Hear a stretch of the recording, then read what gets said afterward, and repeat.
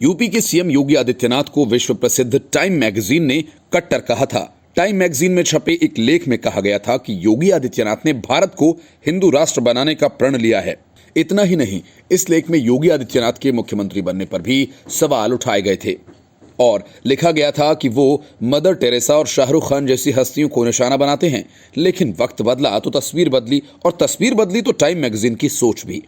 आज वही time magazine CM योगी की मुरीद बन गई है और उनकी तारीफों के पुल बांध रही है। इसके पीछे कोरोना काल में सीएम योगी द्वारा किए गए काम हैं, जिसकी गूंज अब पूरी दुनिया में सुनाई दे रही है। भारत में तो गहलोत मॉडल की हवा कांग्रेस के और केरल मॉडल की तारीफ पूरी कम्युनिस्ट लॉबी में की, लेकिन पूरी दुनिया ने उनको जरा भी भाव नहीं दिया। टाइम मैगजीन ने स्वीकार किया कि कोरोना से निपटने के लिए उत्तर प्रदेश सरकार द्वारा उठाए गए कदमों से पूरी दुनिया प्रभावित है और WHO ने भी इसकी प्रशंसा की है। WHO ने कहा था कि यूपी सरकार ने कॉन्ट्रैक्ट ट्रेसिंग के जो कदम उठाए हैं वो अनुकरणीय हैं।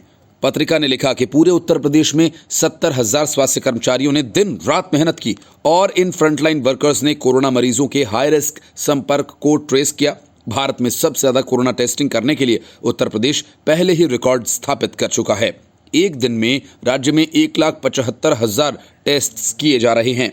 सीएम योगी के कामकाज को टाइम ने विषम परिस्थितियों में निपुण प्रबंधन का अभूतपूर्व उदाहरण दिया। पत्रिका ने लिखा कि मुख्यमंत्री योगी आदित्यनाथ ने तभी से सक्रियता दिखानी शुरू कर दी जब कोरोना का पहला मामला आया। उन्होंने कई राज्यों से पहले और यहां तक कि देश में भी सबसे पहले कदम उठाए और स्वास्थ्य इंफ्रास्ट्रक्चर को मजबूत करने का काम शुरू किया। कोरोना के फ्लो चार्ट, रोकथाम, सतर्कता, अन्य जागरूकता के लिए मेडिकल कर्मचारियों का सीएम योगी के योग्य प्रशासन के अंतर्गत प्रशिक्षण हुआ।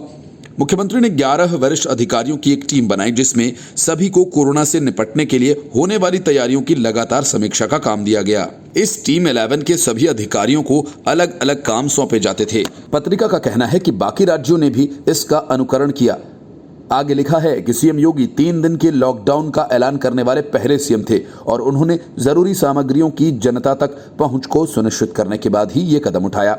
मैगजीन ने जिक्र किया कि जब कोरोना की रोकथाम का एक ही मिशन था और वो था टेस्टिंग, तब यूपी में मात्र एक ही टेस्टिंग लैब हुआ करती थी और मार्च 2020 में तो 60 टेस्ट की ही क्षमता थी। लेकिन सरकारी संसाधनों और मशीनरी का ऐसा उपयोग किया गया कि आज राज्य में 234 टेस्टिंग लैब्स और इनमें 131 सरकारी हैं। राज्य में अब तक 2,50,00,000 कोरोना के टेस्ट हो चुके हैं। लेकिन पत्रिका ने सबसे कड़ा टास्क माना है 40 लाख प्रवासी मजदूरों के रहने खाने की व्यवस्था करना।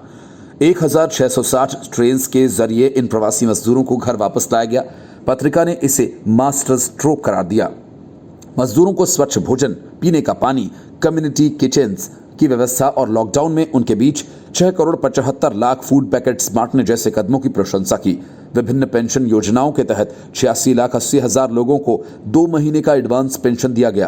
अप्रैल से ही अनाज देना शुरू हो गया। 40 लाख मजदूरों की स्किल मैपिंग हुई और उस सब के लिए मनरेगा कार्ड बनाए गए।